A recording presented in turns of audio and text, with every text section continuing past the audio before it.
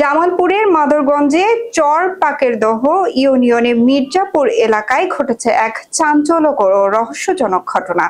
৩০ জুলাই বুধবার দুপুর ২টায় বাংলা বাজারে আব্দুল ব্যাপারীর একটি গরু ১,১০,০০০ টাকায় ক্রয় করে নিয়ে যাওয়ার সময় গরুটি হঠাৎ করে পাশের নদীতে ঝাঁপ দিয়ে নিখোঁজ হয়ে যায়।